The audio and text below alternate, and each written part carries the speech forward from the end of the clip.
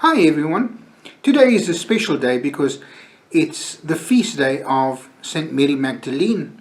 In John chapter 20, which is our reading for today, we encounter Mary Magdalene as she goes to Jesus' tomb.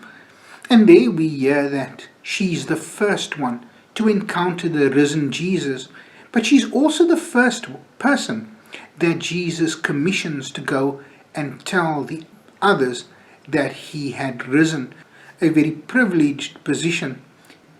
And this becomes all the more impressive when one understands in Jewish culture and history that women were regarded as almost second-class citizens. Certainly their voice didn't carry the same weight as that of a man, certainly not in its legal processes. And so it's interesting that Jesus chooses to reveal and to send a woman within this context. And it shows Jesus' respect for women in general and also their place within the life of the church. In the 6th century, a pope by the name of Pope Gregory the Great, in one particular sermon, made a disastrous error. What he mistakenly did was, because Mary Magdalene, or Mary of Magdala, and that town was well known for its prostitutes. And so one can almost forgive Pope Gregory for having mistakenly identified the Mary with Mary who anoints Jesus' head and uses her hair to wipe Jesus' feet. But he also made the mistake of identifying Mary, the sister of Lazarus and Martha. And so he weaves these three characters in to form one person, simply on the basis that their name was Mary.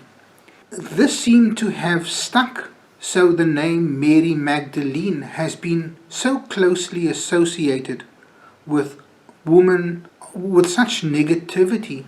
When you look at the scriptures, you'll see that Mary Magdalene is actually mentioned in all four of the Gospels, including the book of Acts, as one who was a relatively early follower of Jesus. She supported his ministry financially as well as otherwise, and also was hugely devout. Not only this, she was present when Jesus entered into Jerusalem and his time that he spent there. She was also found to be one of those who were at the crucifixion, and she was the first person who Jesus encountered at the tomb when she went to anoint his body. And so history has been distorted. The truth was, Mary was devout. She was faithful right to the end.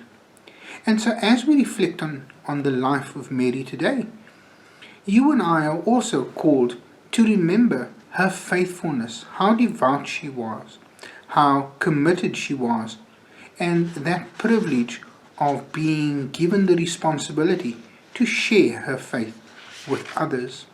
And so today we are also reminded about the task entrusted to us to share the gospel, no matter how we and our reputations may be distorted or twisted, but we are called to be faithful, to go out, to be witnesses for Jesus Christ, and to celebrate in our risen Lord. Amen.